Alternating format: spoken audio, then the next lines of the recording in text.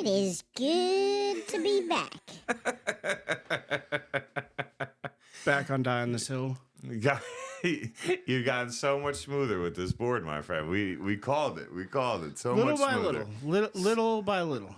I mean, come on. First time you put the chipmunk thing on, we were stuck in chipmunk mode for like 5 straight minutes. You just could not shut it off. It did not. Or you'd get yours off.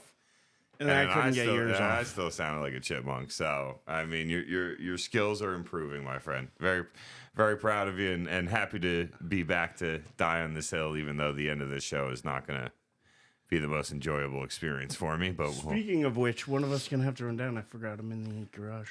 oh, good. So they can be nice and cold. And You want to get him now? I mean, No. I'll give you a minute. No. We'll get to the we'll get to there, and I'll pay the But consequences. speaking of why you're going to pay those consequences, yeah, how about them Chiefs? 0 for 4 picking against the Chiefs in the playoffs. Viva Las Vegas. Hey, Vegas looked like they did a good job, man, and nobody got arrested. No players, I mean, I believe Andy Reid and Mahomes are the winningest coach and QB in Allegiant Stadium history. yeah, no, they've won more games there than the Raiders have. It's crazy to think in that stadium they've won more games than the Raiders have. Oh man, well when you go from Derek Carr to Jimmy G, I mean you're not really in a position where you're rocking and rolling with the best rosters, and I mean No, but the best rosters were on the field on Sunday, and I mean not to jump ahead here, but the first half, I mean, come on, that first half. but it was brutally boring. What was that, Andy? How about that D, baby? Right? Yeah, that was the first half of the game right there. And, it was a good game. San Fran up double digits, feeling good about themselves in the second half. And then that's when the tide turned. And that's where the game got interesting. And that's when it got, to be honest, it was a fun Super Bowl.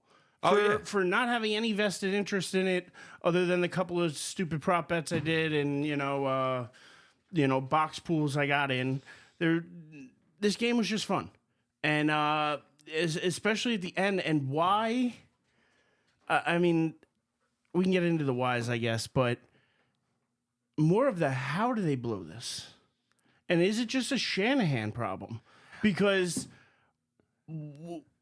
you have a double digit. Why did they get away from running the ball in the second half? That's the number one question I have for you. Why did they get away from their identity? Why did they get away from what they were successful doing the entire first half?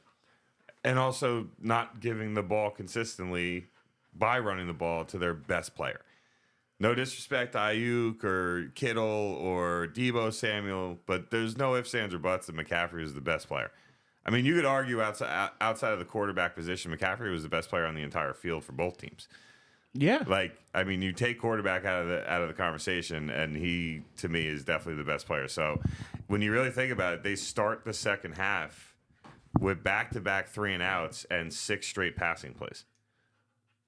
How do you do that? You got a 10-point lead. Why? Why? It made no sense. It makes you think back to when you think of that Baltimore game. That was a close game, and Baltimore just didn't run the ball, and Kansas City pulls away. Right? Buffalo gets away from running the ball in a close game. I don't know if it's a fear on the coaching side where you're like, well, we've got to make sure we're scoring plenty of points. So the easiest way to do that's throwing the ball. So why don't we throw the ball? I mean, I don't know if that's the case. I don't know if that's the thought process or it's a fear thing.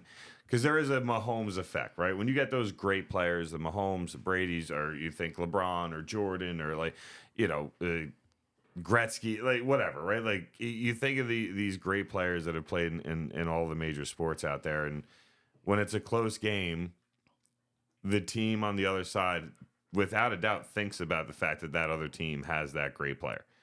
Whether it impacts how they play, I mean, when you watch it, at least this game looked like it impacted how they were coaching, and I don't understand how you get away from doing something that A, you were successful doing, B, was one of the Chiefs' defense. It was the only thing that they were bad at.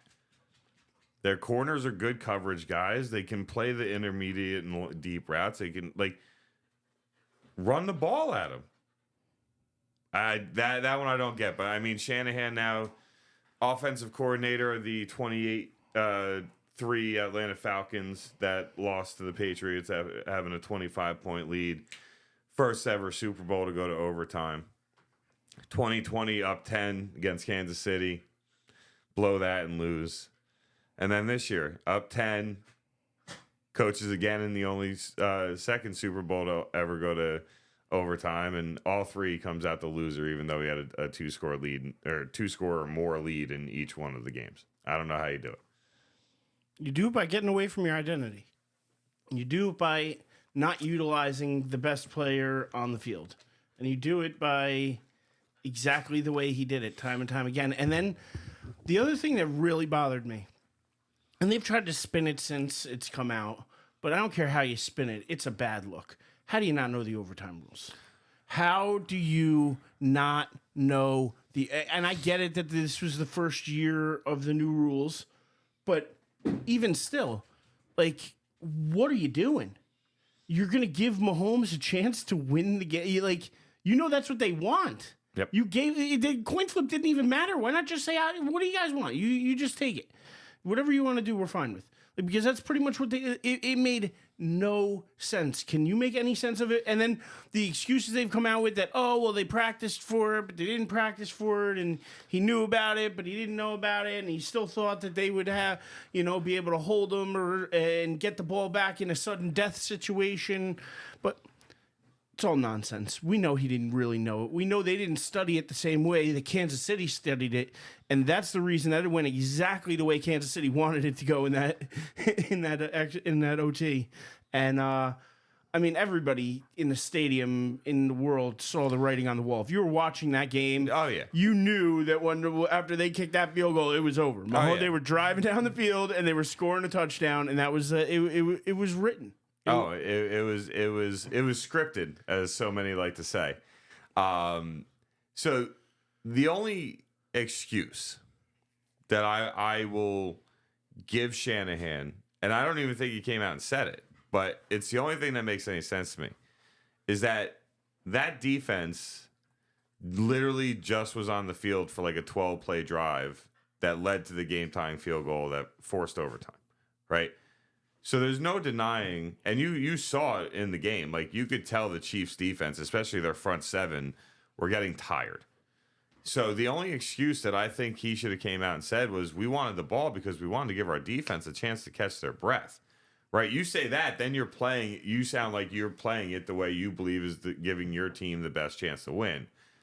But when you hear the reports that were coming out of the locker room that the Niners players were like, we didn't even know that they got the ball, or we didn't even know, whatever the excuse. I remember reading the whole little quote, and I'm like, are you kidding me? That's a failure on the coaching level. And you go back to what we talked about last week, right? We were talking about how very evenly matched these teams were across the board, and the one area, the two areas were the tight end position, which statistically we saw who was the much better tight end, but the one area where you were very adamant that the Chiefs had a major advantage was at coaching, and Andy Reid over Shanahan. And if there wasn't a better way to say, I told you so, I can't find it, because I think it's called getting slapped in the face with a tortilla. Son of a bitch. I was trying to tell you, but they were the two most important people on the field. You had Mahomes and Andy Reid. To me, they were the two most important factors in the game.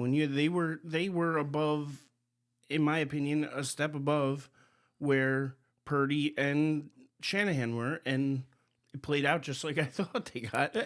Unfortunately for the Niners, who are now, this is the third time in the last 10 years they've made the big game and not won. But I've heard some people make the comparison to Buffalo from the 90s, but again, that was 4 straight. I think that's a whole different style. Yeah. They're the only team in NFL history to go to 4 straight Super Bowls. That tells you how hard that is. Oh, it's incredibly difficult. So, nobody's ever three-peated, by the way. So to be honest, I think that's the real reason Kelsey's coming back. I've already heard they're going to rework Andy Reid's deal because right now he's the third highest paid in his division. Not just in the NFL, God.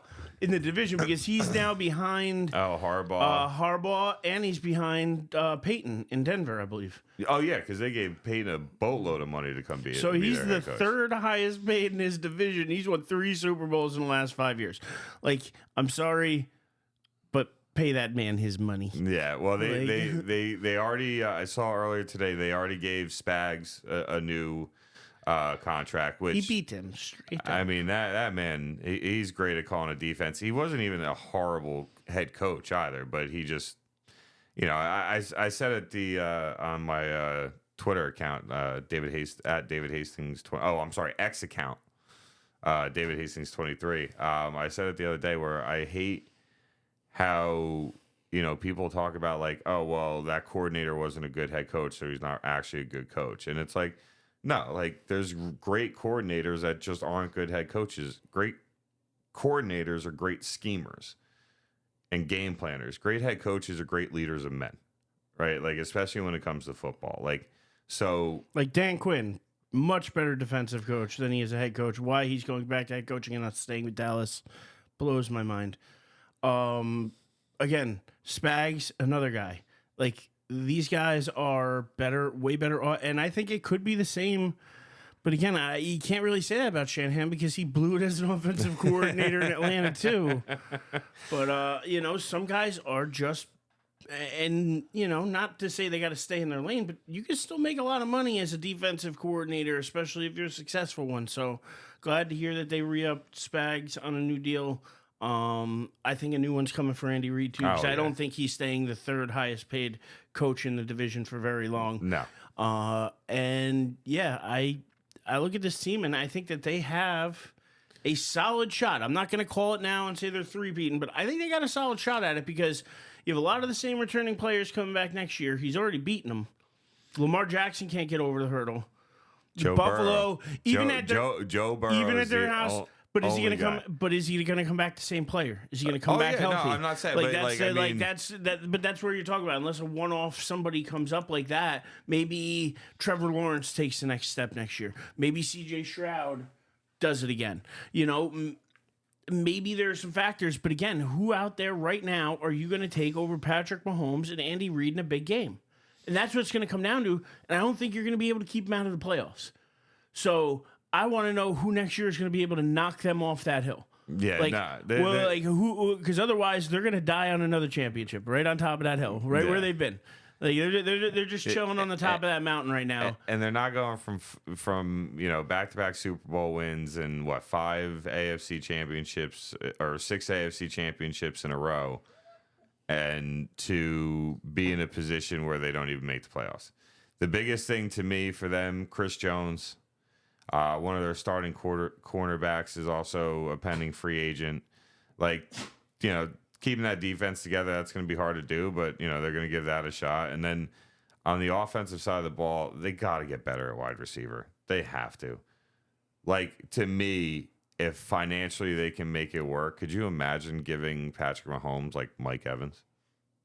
Could you imagine? I'm just saying, right? I don't think it happens, right? I don't think financially they're going to be able to afford it. I also don't think Tampa Bay is going to go down without a fight trying to keep Mike Evans. But if you think about it, though, Mahomes has been able to do it with with new guys, with young guys. I don't know if you need to go out and spend the money on that. Oh, I'm not saying. I'm just saying, I don't know if you need to go out. And, I mean, maybe if he's coming for, a team-friendly deal, yeah, of course you're going to take a talent like Mike Evans. But you've seen what he does. They got rid of... They let go of the best wide receiver in football and have now gone on to win back-to-back championships. It just tells you that he doesn't need any more weapons than he actually has already. He makes magic with whatever you give him. That's the mark of, to me, a great quarterback, because the same thing Brady did too. Brady took guys like Amendola and Wes Welker and, he had Randy Moss for 2 seasons, 3 seasons, a couple seasons. The year that he had Randy Moss, he didn't get a ring, but they did go 16-0. They had the first ever on and the field. One giant loss. Yeah, I know. Fine. But I'm just saying, so they can. But again, that was he had the best wide receiver then, and he didn't win. He won with all the other guys. Yeah. He won with Gronkowski, a great tight end.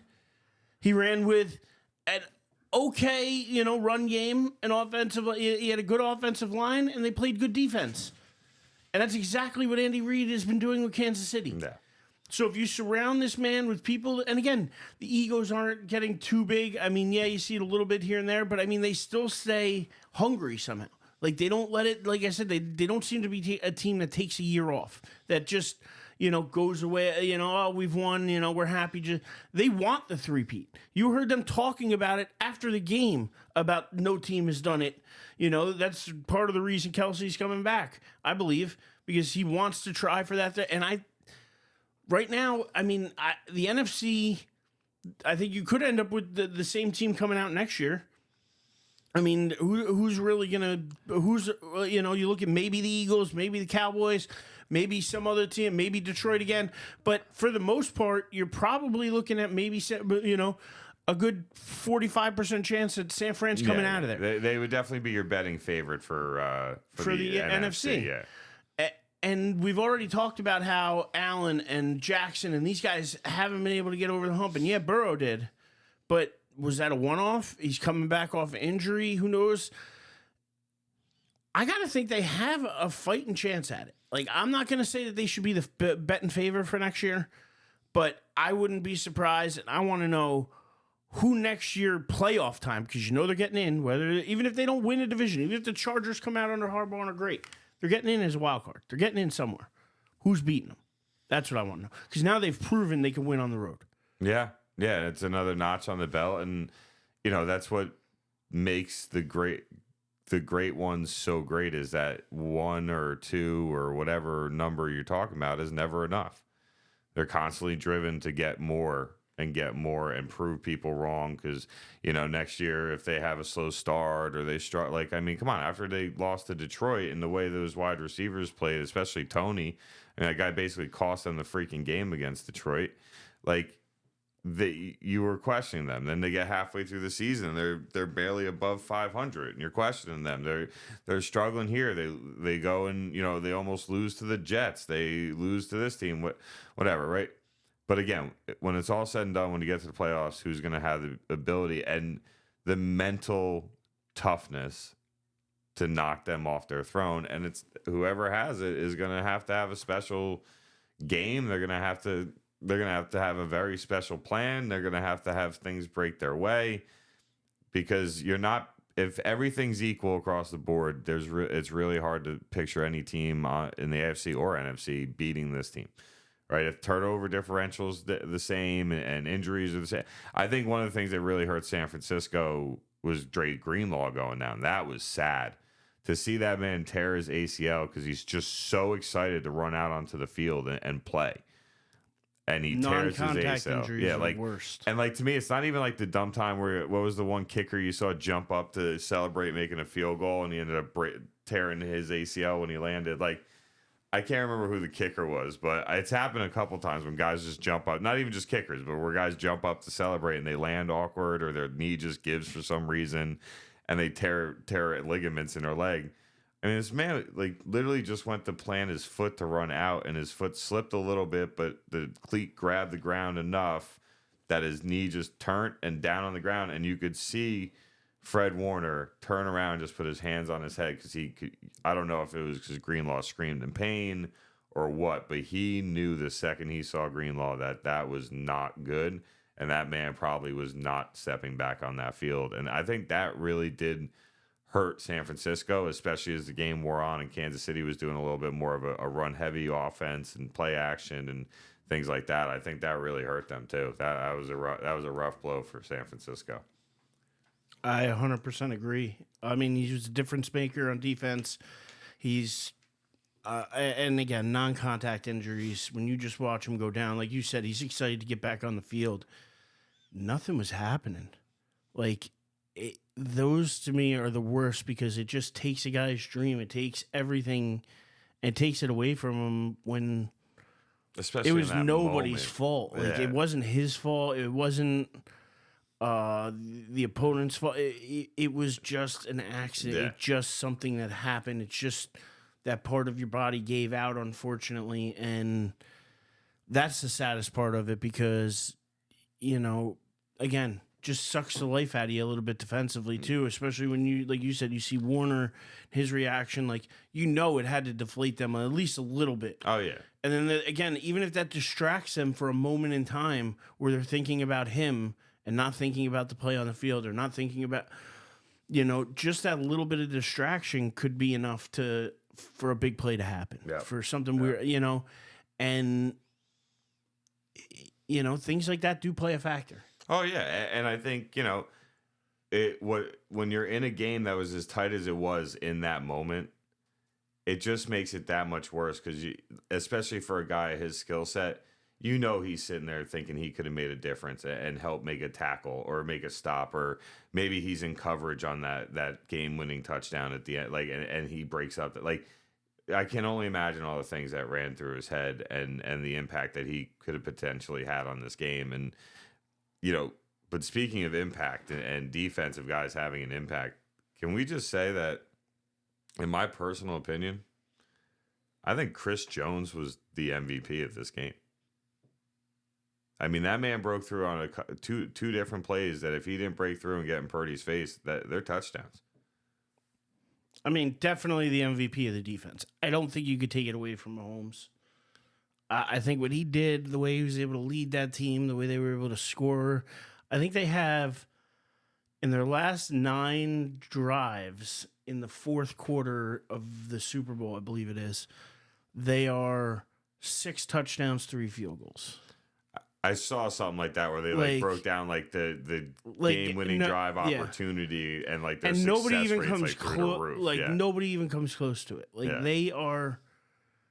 They're special. So I don't think you can take it away from Mahomes. As great as Jones was, MVP of the defense, fantastic. You're 100% right.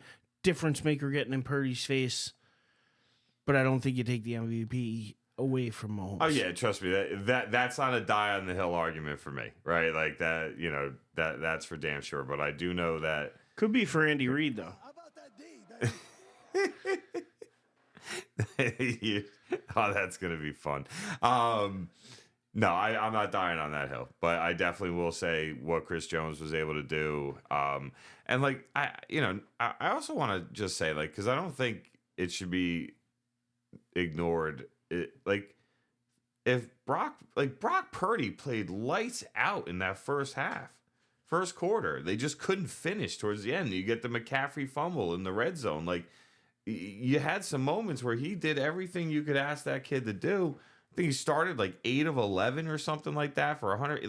His numbers were blowing Mahomes out of the water. But the problem was, as a whole for the offense, they couldn't get in the end zone. So they couldn't get a big enough lead going up against Mahomes and Kansas City to establish a comfort level where they were just straight pass rushing.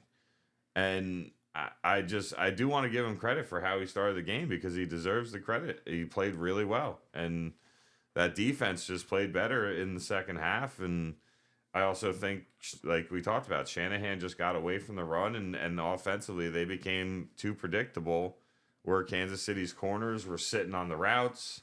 I mean, some of the pass breakups they had, they basically ran the route for the wide receiver. How many times do you see that against the Shanahan offense? 3 in the Super Bowls that he's been a part of where they've lost. To me, there's something really to that. There's something to Shanahan going to and blowing all you, at some point.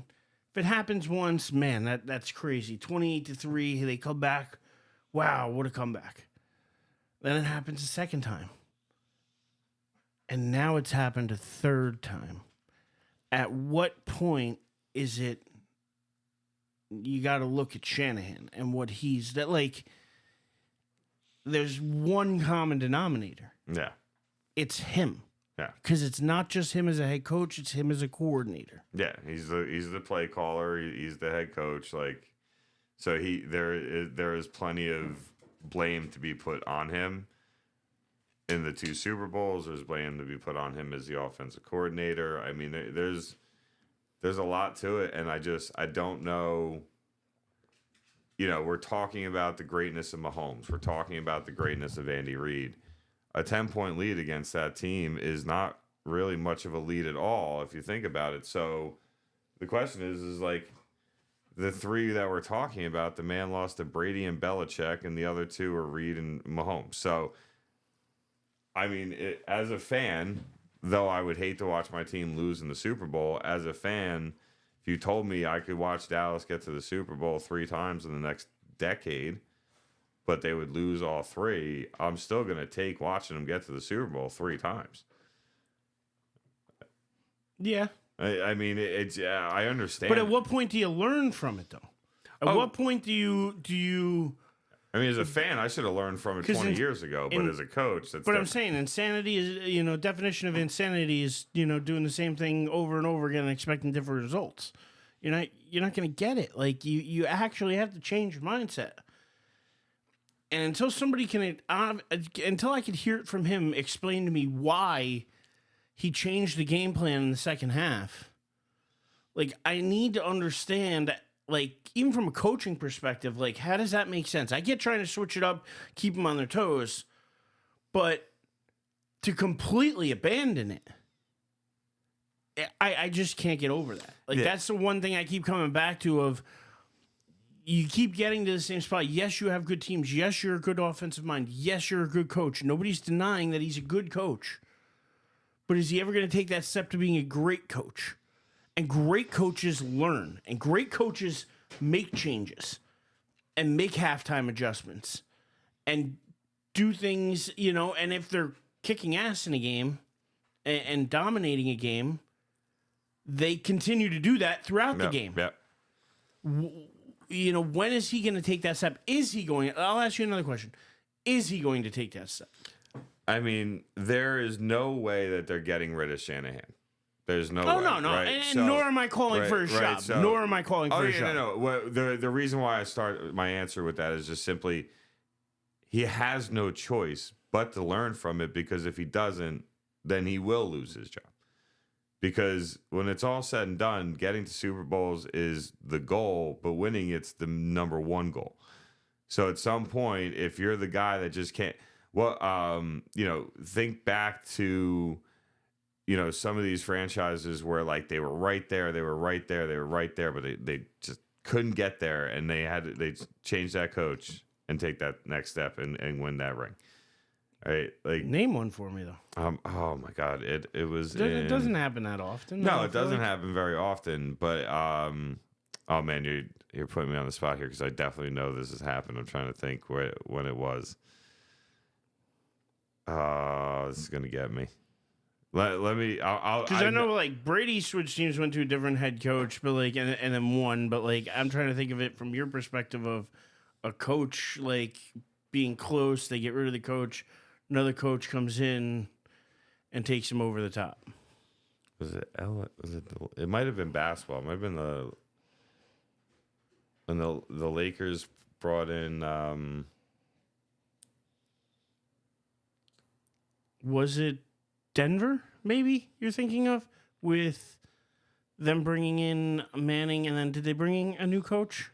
Or no? No, they had Kubiak. Was he there prior to Manning?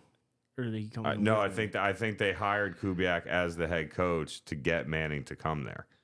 I think that's why he got because he was the offensive coordinator, and he got the head coaching job to help convince, like kind of like the Jets did. Yeah. Well, we saw well that worked out. I don't think that guy can hack it in the NFL. He definitely can't. I like the wordplay, but he definitely can't. And the fact that Aaron Rodgers is just holding that team hostage, he's got him by the nuts. Oh, so bad. So bad. I mean, they literally can't make a move without running it past them. It is hysterical. I mean, the fact that they still don't have a backup quarterback. It just. I gotta say, like, overall, going back to the Super Bowl, I thought it was a great game. It was a hell of a lot of fun to watch, especially that second half. I was pissed though because if it ended 16-13 in Kansas City or 19-16, whatever it was that Kansas City tied it to go to overtime. If it ended without that KC field goal, I would have won my box pool that I was in. Chris, $500 like or $450 or whatever it was, and life would have been good. But Mahomes had to be Mahomes and do what he does. But overall, game ended up very entertaining. I like the new overtime rules too. I do. I think it's right. Like, let each team possess the ball. Let each team have a chance to score. If you don't score, it's over. If you do score and tie it, then it goes to sudden death. Like, I really like that. Like, I thought that was really cool. Like, I think that's a good way to do it because I never was a fan of the sudden death overtime, right? Like, because you're basically saying, like, it boils down to who wins a coin toss. Now, it didn't always go that way, and honestly, the odds are less, or the percentages are actually closer than I thought they were when last time I looked at this. It's more like, it's almost like, it was like something like 65-35. Like, if you won the coin toss, you had a 65% chance to win. But, like, that's not a big difference in a football game. All you need is one bad pass or, whatever, and you're screwed. But I do like the new overtime rules. I don't know what your thoughts are on them, but I do. I think they're them. just pushing it closer and closer and closer to the college rules. I've always been. That's the one thing about college football I love. I love college overtime. I don't think there's a better way to do it. No, and I think to adapt it for the NFL, you just started at the 40 instead of the 25. Gives it a little bit more distance. This way, even if you do get held there, you're trying a almost 60-yard field goal. Like, to me, that I like that, but will they get there? Who knows? I think the only reason but in college you don't punt. That's not even an option. No. Right? Like, because I think that would be, the NFL would be like, well, are we going to eliminate the punt? Pretty much in that overtime, and you just swap the field. Like, you don't punt. Yeah, because that to me would be fine. Because then it's one of those things where you're like, all right, well, if I don't get stopped, I'll just try to pin him inside the 10, and then I flip field position, and I'm off and running. Yeah, I'm for the college way of you get a possession, they get a possession. You go back and forth. After the second one, you got to go for 2, blah, blah, blah. So. Yeah, I think that would be a lot of fun in an over, especially could you imagine for the Super Bowl? You wouldn't even have to be a fan of the game, and your ass would be on the edge of your seat watching that in the NFL. That's for sure.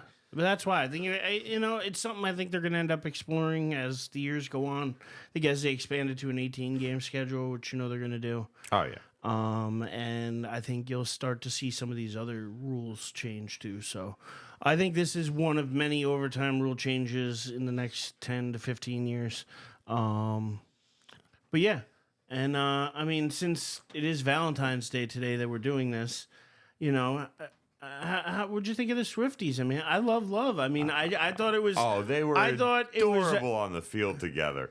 Not only that, but, the way she was cheering up in the box, and for all the haters out there, she got, less than a minute of screen time throughout a 3.5, 4 hour broadcast. One total percent of screen time she was on your TV screen. Get out, so I don't want to hear any complaints. But it was nice to see. Blake Lively had me when they got her on the replay screaming, "Oh my fucking god!" And you could blatantly tell that's what she said. That one had me dying. I was like, I thought it was a pretty good stark contrast too between their box, which was partying, having fun, pounding beers, and then they if you looked at the Kardashian box, with Bieber and the rest, they're they might as well have been taking a nap. Yeah, just sitting there on their phones. Yeah, they could care less. It was such a difference in boxes. I would have totally preferred to have been up in the Swiftie box because at least they were chugging beers and partying and having fun. So yeah, I just thought it was pretty funny to see Goodell going over and talking to Swift because that he was like, "Hey, listen, if things don't work out with Kelsey, we got plenty of other." Good-looking eligible bachelors here in the NFL for you to date. We can help set you up with anyone you want. You just let me know if you need any help. That was the best thing I saw on Twitter before the game when people posted the video and they just put the caption, "What's Goodell saying to Taylor Swift?" And one of the people who responded, it literally said the same thing. And I was like, that is hysterical. Or the jokes with when Kelsey bumped into Andy Reid all pissed off. And it was like, come on, coach. If we don't win, she's gonna dump me. And then the one where they reference Adam Sandler and Waterboy. He's like, I like Taylor and she likes me and she showed me her boobies and I like those too. I saw that one. It's like, oh my God. Speaking of which, though, I do appreciate the fact that, one, I appreciate the fire Kelsey had. But I'm happy that he came out, I don't know if it was today or yesterday on his podcast, and they clarified, because I'm glad his brother called him out. Because as fired up as you could be, he almost knocked Andy Reid over. Yeah. And I mean, you're screaming at the head coach. You got cameras everywhere. It wasn't a good look. But at the same time, you know that he was screaming because the play before, the backup tight end was in, and was it Pacheco's fumble or? I think it was Pacheco's fumble. I think and so. he was like, if you put me in, I'm gonna block better. Yeah, than we're him, gonna score a touchdown. And so I appreciate the fire. I appreciate that it was about wanting to get back on the field and not about like, hey, you suck. Yeah. But at the same time, you gotta at least restrain yourself enough not to bump into the guy and nearly knock him over. Yeah. So I'm happy today he came out. I was also happy to hear that he came out and said Andy Reid came over to him right after and was like, listen, dude, appreciate the fire. I love you, but you also got to realize I got cameras on me and stuff. So if you could, and I appreciate that Andy Reid had that conversation with him, that it wasn't shown on TV because again, it didn't need to be. But the fact that Kelsey at least or Travis was man enough to admit to the wrongdoing, saying, listen, I was a little bit, I'm happy that his brother called him out. And yeah, I'm happy that he took responsibility for it and, is going to try to be better in the future with it. But, at the same time, definitely appreciate the fire. I don't know what you think of it. I know we touched on it a little bit here with the memes, which were hysterical. But, what are your thoughts on him bumping Reid and that whole situation? Yeah, no, it was not the right thing for him to do. It was definitely an immature thing for him to do and something that he should have known better. And, overall, it's, you don't get to the level a guy like Travis Kelce gets to if you're not an extremely competitive human being. Like, you have to be off the wall competitive to be a professional athlete. You just have to be. Like, there's no ifs, ands, or buts about it. So, him owning it, though, on the podcast, and especially when you consider how many people that like, actually listen to that podcast, like, he knows he's owning it. Like, he knows this isn't some, like, 10 people are going to hear me. Like, whatever, I'll say what I got to say. Like, he owned it. And, like, what I loved is how he ended it. He's like, look, I will only play for Coach Reid. Or Big Red is what he calls him. He's like, I will only play for him. So, whenever he's calling it quits, I'm calling it quits. I love him. He knows I love him. And I shouldn't have did it the way I did it. And you just own it, and you're caught up in the moments. It's the biggest game of your life. Like, you want to win it. You want that second ring. You want to do what you've worked so hard to do since, July, right? Like, third ring, just second in a row. Oh, I'm sorry, second in a row, third ring. Like, so I mean, I don't blame. I don't think he was right in what he did. But there is a part of me that can understand where the fire comes from and the willingness to get that aggressive. So I'll give him that. He was. Foot stays on gas and up there, right? Foot stays on gas. And that was Kelsey. He did go ramming into him like a car. His foot stayed on the gas. Well, I mean, overall, we did get a great Super Bowl. I also thought we got a great halftime show. Yeah, so why don't you elaborate a little bit here on the halftime show for a minute? I'm going to grab them tortillas just in case, but there is no just in case. I'm dying on the hill. I got to get slapped. But yeah, why don't you get us going here on the halftime show? Because to be honest, as somebody who self-said wasn't the biggest Usher fan, we talked about who'd be coming out on stage, whatever. Yeah, there could be some fun there.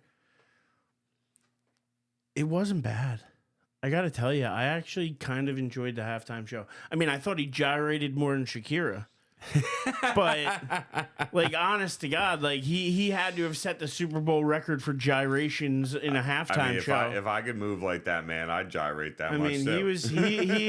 he was moving it. You know, he those hips didn't lie. Oh, they yeah, were no. they were moving. So, but that was the one thing I took away though, is that he gyrated a lot, and the performance was actually, you know, especially towards the end, you know, kind of fun.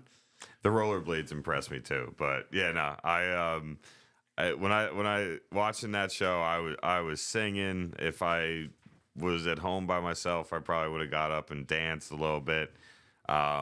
Starting off with, you know, coming out and having Alicia Keys there, and somebody that's an amazing artist, and she sounded great, and you know, she had a quick moment in the spotlight to do her own song, and then, you know, they do the song that they did together, My Boo, which is, you know, one of the more popular Usher songs. But just the way they mixed it, I thought was really cool, and like kind of doing like these little like 30-second, 45-second, you know, parts of each song. The rollerblade part, like I said, was really cool. I don't think I've ever seen anybody, you know, come out on stage and do a performance on rollerblades. You know, having Usher or having Little John and Ludacris come out and do Yeah, was probably the highlight of the show. And, you know, for most casual music fans that maybe don't really listen to Usher specifically, everybody knows Yeah. Everybody's heard Yeah. Everybody's heard it somewhere, whether it be in the car, at a bar, you know, whatever it is. Everybody's heard the song Yeah. So I thought it was pretty cool to see Usher and Little John.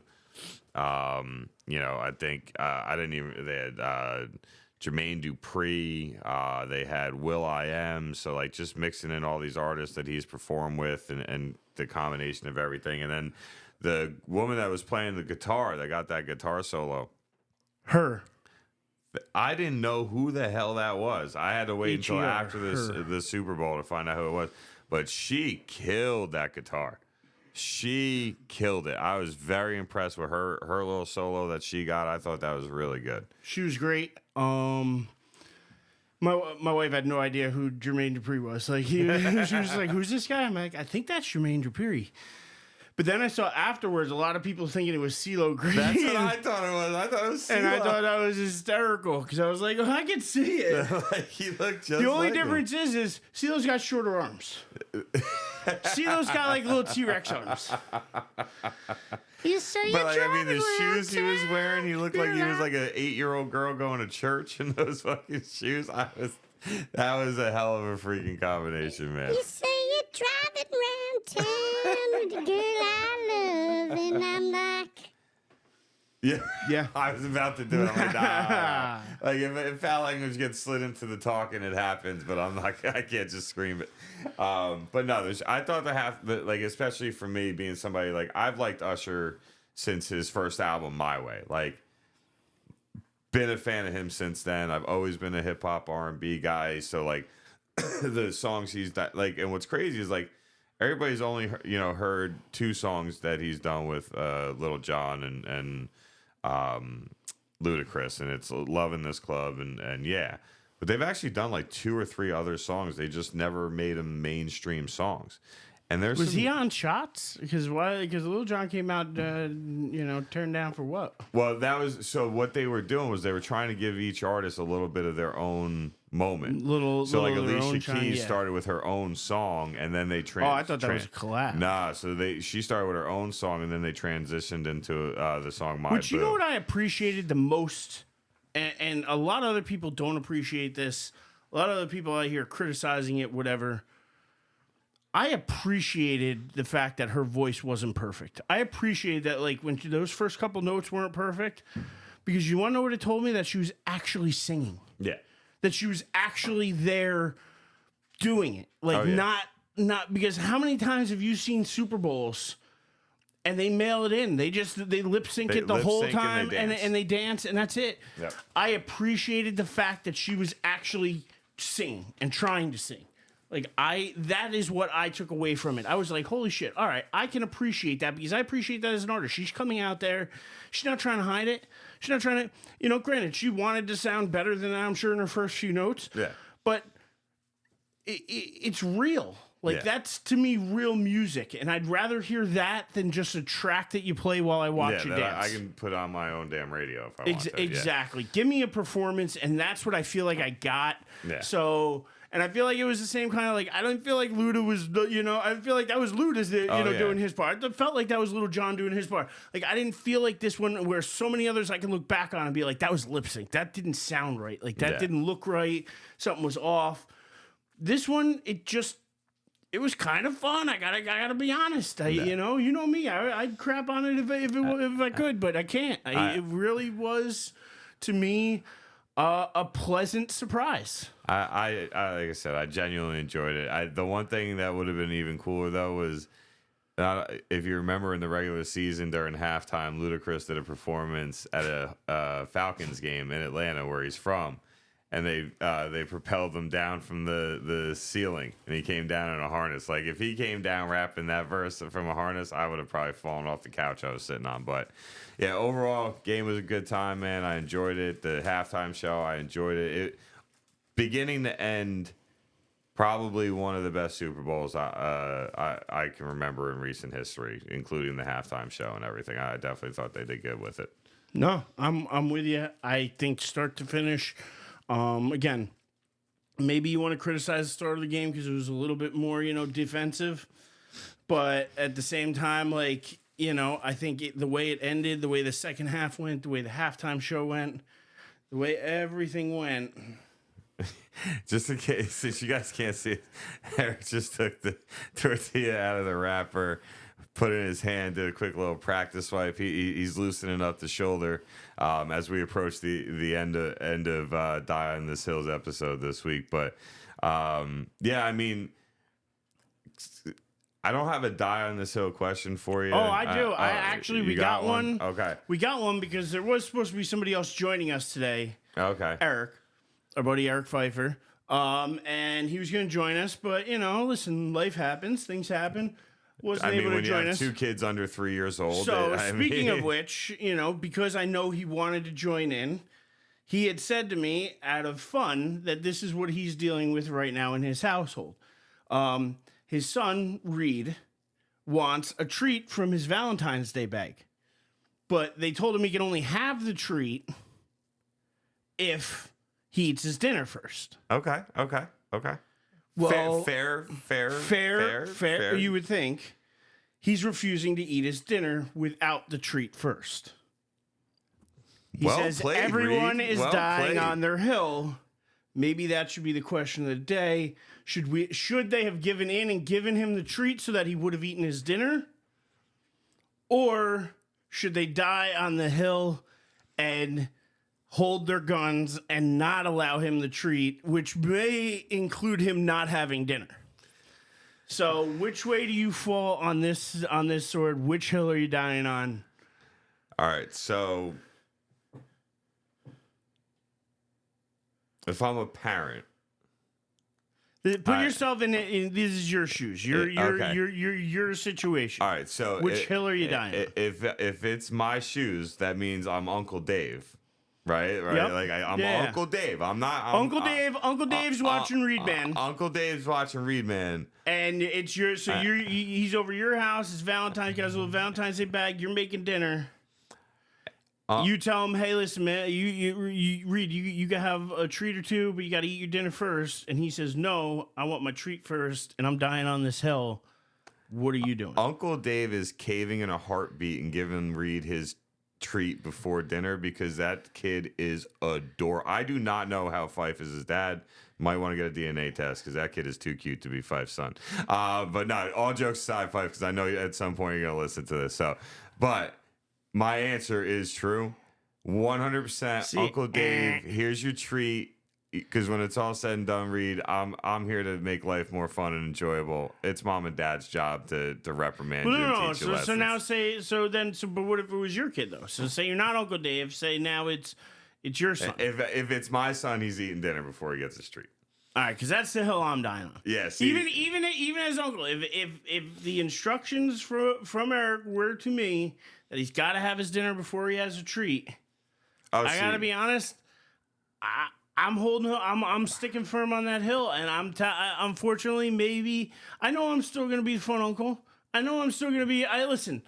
This is a hill I could die on, and I don't think the kid is gonna hate me for life. So to me, I'm dying on the hill because eventually, guess what? That kid's gonna cave because that kid's gonna get hungrier and hungrier and hungrier. Oh yeah. And eventually, he's gonna go, and more than likely, they made him something he likes for dinner anyway. Yep. So, because they wanted him to eat. Yeah. So, more than likely, if I'm making him something I know he's going to want to eat, I'm holding out and I'm dying on this hill because I know you, kid. I live with you. I know you like this food. No. You're going to get hungry enough to where you eat this first. You don't live with him. You said even if you're, fun Uncle Eric. Oh no, but I'm just saying whether it's my son or whether I am Uncle Eric watching. Because I mean, I got little Parker man now. If the instructions were for little Parker man that he's got to eat his dinner first. Yeah, see, I gotta be honest. I'm gonna hold firm because it's to me it's a hill that I could die on. That this kid isn't going to hold against me for the rest of time. No, he won't hold it against you for the rest of his life. That is for sure. But what I do know is my convo with him is very simple. You get your treat, but you have to eat your dinner. And when mom and dad get home, you tell them you didn't get your treat until after dinner. And if you do that, I'll sneak you another treat before I leave. Fun Uncle Dave, no offense, but I'm sorry. The little man's going to win. He'll give me the pouty face. He'll stomp his feet. I'll feel horrible. Here's your treat. Eat your dinner. You tell mom and dad that you didn't have your treat until after dinner, and I will give you another treat before I leave. But I feel like that's the difference between us. Like where you avoid the confrontation more. And you know me, I run like a bull through a china shop head first into it. So I think it's just the difference in... personalities. But I appreciate that we're both dying on different hills today. Yeah, no, it's not going to happen all the time. I mean, I'm regretting that we died on different hills that didn't go in my favor. Which, by the way, you bet against Mahomes how many times? Four times this playoffs. 4 times. You went against him every week. Miami, Buffalo, Baltimore, and San Francisco picked all 4 of them to knock. But look, the Miami one was fun, right? Like the Miami one, I knew in the back of my head, there's a good chance I'm wrong on this, right? But I was still willing to bet on it. I was still willing to make that my game pick. I was cool with it. Buffalo and Baltimore was made, and San Francisco was made in a genuine belief that I thought each one of those teams was better than Kansas City this year and had the opportunity to beat them. And I went 0 for, if this was a baseball game, I batted 0 and most likely am getting sent down to the minor leagues. Yeah. Gotta own it. It is what it is. So there's a tortilla slap that is about to take place. I feel like this is a good one too because it's a little bit oblong. Just make sure you line up the right way. Well, see what I need you to do first. So I'll talk for a minute here. Get your camera lined up because again, Dave promised to show some peeps at work this. We're gonna make sure that if you want actual physical proof of Dave getting slapped in the face with a tortilla, you'll be able to find it. Actually, if I get the video from you, I could probably even post it to our YouTube. This is not going on social media. There will be no access to this other than what's on my phone, and if I'm willing to let you hold it and watch. I am not accepting this being on social media for But anybody. we will have the proof. But either way, so I'm happy that you're at least paying up on the bet here. Oh, you gotta own it. I think. Oh, you're standing up? I was going to have you sit. I'm going to do this from a sitting position. You want to do it from a sitting position? Yeah. Okay. All right. Well, let me move this just in case you make my I just head figure recoil. it's a little bit easier. Plus, I don't need to get my whole body into it. I mean, I feel like if I do that, I'm going to end up like tearing it before it even gets to your face. So what I need you to do, though, is once you get the camera lined up, I'm going to need you to position yourself in a way that I can get like a practice like swinging. Not really hit you, but I need to. Wait, are we good? Yeah. Let's be good here. So wait a second. All right, hang on. So I think right there, I think it's gonna be. I just gotta get boom. All right. So I don't know if you want to. I don't know if you want to count down. Oh, I'm hitting record now, and you go when you are ready. I can always edit the video. 5, 4, 3, a 2, a 1.